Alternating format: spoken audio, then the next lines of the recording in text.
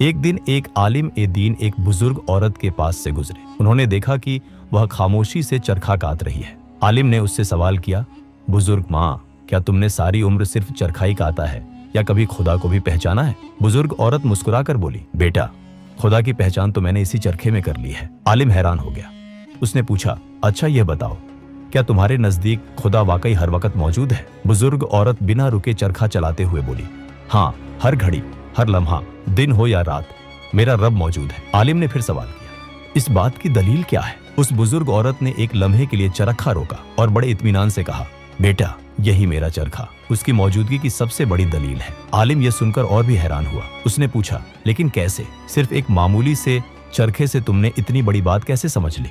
बुजुर्ग औरत ने बड़ी नरमी से समझाते हुए कहा, देखो, जब तक मैं अपने हाथ से इसे चलाती रहती हूँ, ये लगातार घूमता रहता है, लेकिन जैसे ही मैं अपना हाथ रोक लेती हूँ, ये भी रुक जाता है। वह थोड़ा रुकी और फिर बोली, अब तुम खुद सोचो, अगर लकड़ी के इस एक छोटे से चरखे को चलाने के लिए किसी हाथ की जरूरत है, तो क्या ये जमीन, ये आसमान, ये चांद और सूरज जैसे इतने बड़े निजाम बिना किसी चलाने वाले के खुद ब खुद चल सकते हैं?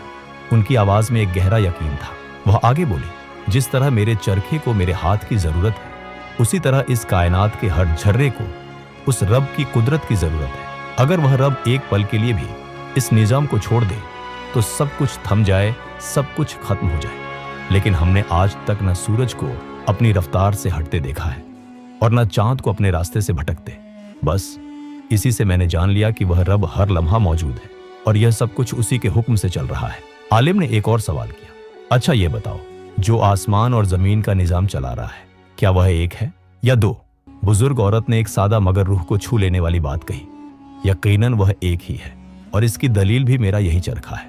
आलिम ने और वजहत चाही तो बुजुर्ग औरत बोली, बेटा, जब मैं अपनी मर्जी से चरखे को एक ही सिमत, डायरेक्शन में घुमाती हूं, तो यह मेरे हुक्म के मुताबिक चलता है। लेकिन अगर कोई दूसरा हाथ भी इसमें दखल देता तो क्या होता? या तो इसकी रफ्तार बदल जाती, या चरखा रुक जाता, या फिर बीच से टूट जाता। लेकिन चूंकि ऐसा कुछ नहीं होता, इससे साबित हुआ कि इसे चलाने वाली सिर्फ मैं ही हूं।